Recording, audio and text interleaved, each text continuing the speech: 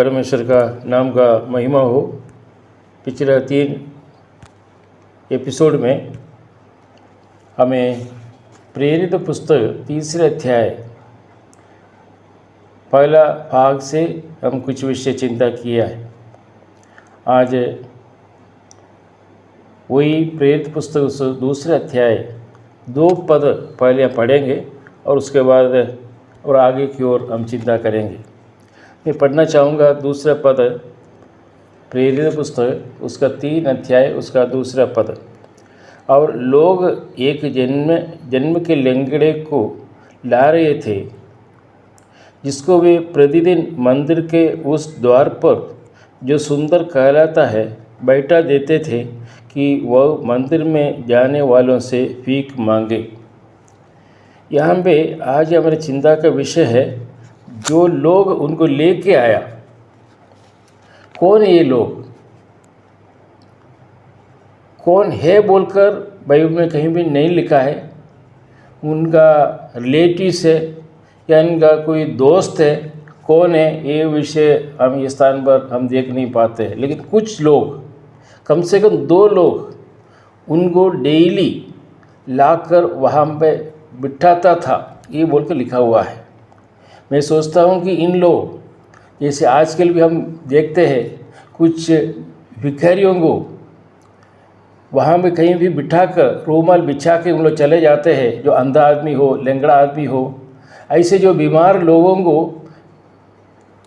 Train में भी ले जाते हैं और नहीं तो सड़क के सामने जो बिठा देते हैं और रूमाल बिछा के उन लोग चले जाते हैं। संध्या समय वो आकर जो है पैसा जितना हुआ पूरा कलेक्ट करके उनका जो मिलने का वो पैसा लेके बाकी ये भिखारी को देकर उन लोग चले जाते हैं। शायद हो सकता है कि ये उनका डेली का डेली इनका इनकम हो जाते थे, क्योंकि उनको लंगड़ा व्यक्ति को एक सहारा चाहिए। बिना सहारा वो कभी भी उधर नहीं आ सकता। तो जो भी पैसा अगर वो ले, एक एजेंट जैसे हो सकता है कि ऐसा काम किया हो। यहाँ पे हम देख सकते हैं कि और लोग एक जन्म के लंगड़े को ला रहे थे, मैंने डेली लाकर वहाँ जो बिठाते थे। ऐसा रीति में इवन दोस्त भी, हमारा ख़ास दोस्त भी हो सकता है कि ऐसा डेली लाकर बिठाना संभव नहीं है, क्योंकि 4 अध्याय में हम देख सकते हैं कि ये 40 वर्ष का उनकी आयु। तो हम कम से कम 30 वर्ष कम से कम ये जो मंदिर का द्वार के पास उनको बिठाता था। 30 वर्ष एक व्यक्ति को दिन प्रतिदिन अगर ला के बिठाना है तो ज़रूर जो है ये ऐसा एक व्यक्ति 2 लोग हो सकता है कि यहाँ ये जो लंगड़ा व्यक्ति के द्वारा अपना पेट भरे, आप कुछ इनकम हो, वो नज़र रख के वो लोग ये काम किया होगा, ये मैं सोचता हूँ।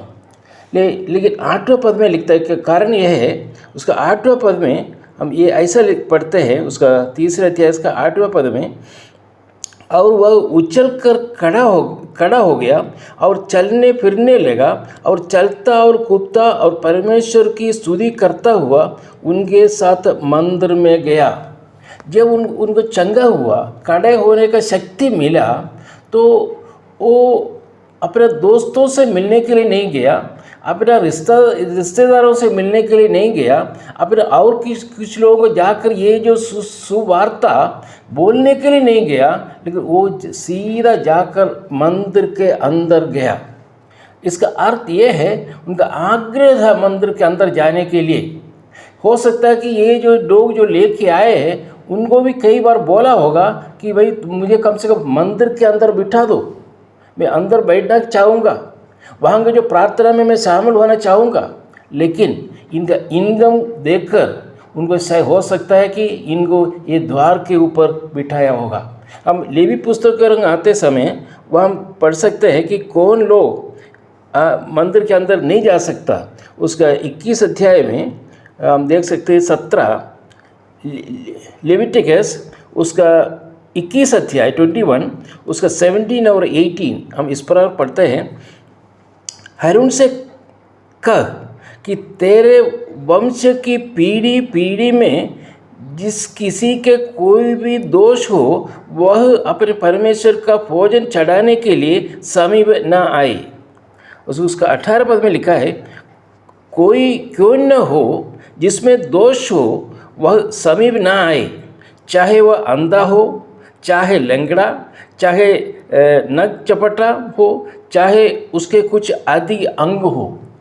ऐसा कोई अंग वैकल्य व्यक्ति, विकलांग व्यक्ति परमेश्वर का आंगन में या मंदिर में एक नहीं जा सकता था। वो उन लोगों के लिए है, जो याजक लोगों के लिए, एक आराधना करने के लिए, प्रार्थना में शामिल होने के लिए एक साधारण व्यक्ति जाने के लिए कोई मना नहीं था। और ये चाहता भी था कि कैसे भी मुझे आलय के अंदर मुझे जाना है, वहाँ जाकर मुझे बैठना है। लेकिन हो सकता है ये व्यक्ति शायद उनको अनुमति नहीं दिया, इसलिए वो नहीं जा पाया।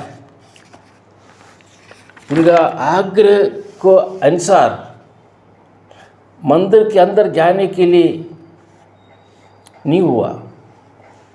आज भी कई लोग ऐसे हैं जो हम चाहते हैं प्रभु का इच्छा के अनुसार जीवन बिताने के लिए, प्रभु को विश्वास करने के लिए, प्रभु का आज्ञा को पालन करने के लिए, बैप्टिज्म लेने के लिए और इत्यादि अनेक विषय बाइबल के आधार पर प्रभु यीशु मसीह का आज्ञा के अनुसार हमें चलने के लिए चाहता है। लेकिन कुछ लंगड़ अवस्था हमारे जीवन में है, जो अन्य लोगों के आश्रय में हम रहने के कारण हम जो है प्रभु की ओर नहीं जा पाते। एक बंधन, एक अवस्था हमारे जीवन में है। आज अनेक लोग से पूछे तो कहते हैं कि मेरा पेरेंट्स जो है मना करते हैं, मेरा स्वामी मना करते हैं, मेरे स्त्री मना करते हैं, मेरे बच्चे लोग मना करते हैं, मेरे समाज के लोग मुझे मना करते हैं। मैं चाहता हूँ जाने के लिए, प्रभु के निकट जाने के लिए, प्रभु का मंदिर के अंदर जाने के लिए, प्रभु का मंदिर में अंदर जाकर प्रभु को आराधना करने के लिए मैं चाहता हूँ। लेकिन ये कुछ रुकावट मेरे जीवन में है, कुछ लोग मेरे विरुद्ध में हैं, कुछ लोग जो मुझे मना करते हैं अंदर जाने के लिए। मैं ऐसा एक उनका आश्रय में मैं रहने के कारण मैं अंदर नहीं जा पा रहा है। एक लंगड़ा व्यक्ति भी वही विषय था उनका भी, वो जाना चाहता था। नहीं तो जब वो चंगा हुआ, खड़े होने की शक्ति मिला, तो किसी ने उनको बताया नहीं कि तुम मंदिर जाना बोल के। ना यूहन्ना ने बोला, ना पीटर ने बोला, किसी ने भी नहीं बोला कि तुम मंदिर जाओ बोल के। उनको चंगाई प्राप्त हो गया, उनका लंगड़ा से उनको चंगाई मिला और चलने के लिए, दौड़ने के लिए सब उनको ताकत मिल गया। तो शायद हो सकता है उनके दोस्तों के पास जा सकता था, उनके बंधुओं के पास जा सकता था, उनका माता पिता अगर होगा तो उनके पास जा सकता था। नहीं गया, क्योंकि उनका अंदर के अंदर एक आग्रह था।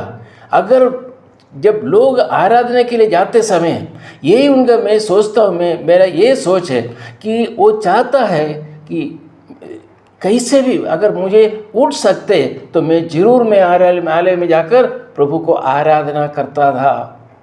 इसलिए जब प्रभु यीशु ने उनके जीवन में बहुत बड़ा आश्चर्य किया, वो दौड़कर सीधा मंदिर की ओर गया। हाँ प्रिय भाई और बहनों, ये स्थान पर मैं एक विषय में कहने के लिए चाहूँगा। प्यारे मित्रों, अगर आपका जीवन में प्रभु यीशु का आज्ञा को पालन करने के लिए, प्रभु यीशु के पीछे हो लेने के लिए, प्रभु यीशु का आज्ञा के अनुसार चलने के लिए, प्रभु यीशु मसीह के एक संतान के रूप में दुनिया का सारे विषय को छोड़कर एक अलग जीवन बिताने के लिए, हो सकता है कि आपका भी कुछ रुकावट हो। ऐसा कुछ लोग हैं जो लोगों के आश्रय के कारण, जो आप उनका घर में रहते हैं, उनके आश्रय में है, उनको छोड़ नहीं सकता, उनको नाराज करना नहीं चाहता है।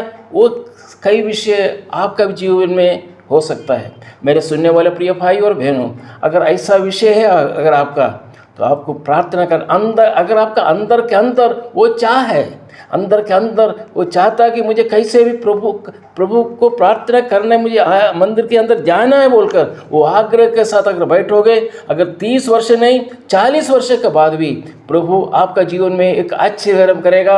आप दौड़कर आप जाएगा, सारे आश्रय जो है जो आपको स्वतंत्रता मिल जाएगा और पूरा फ्रीडम के साथ आप जाकर प्रभु का आराधना कर सकते हैं। हो सकता है कि आज वो एक बंधन अवस्था में है। आज अगर कोई भी व्यक्ति, एक लंगड़ा व्यक्ति जैसे एक बंधन अवस्था में है, दूसरों के अधीन में रहना पड़ रहा है, दूसरों की बातों को सुनना पड़ रहा है, अगर अंदर चाहते हैं तो भी नहीं जा पा रहे, ये स्थान पर मैं कहने के लिए चाहूँगा, ये लंगड़ा का परमेश्वर आज आपका भी परमेश्वर है।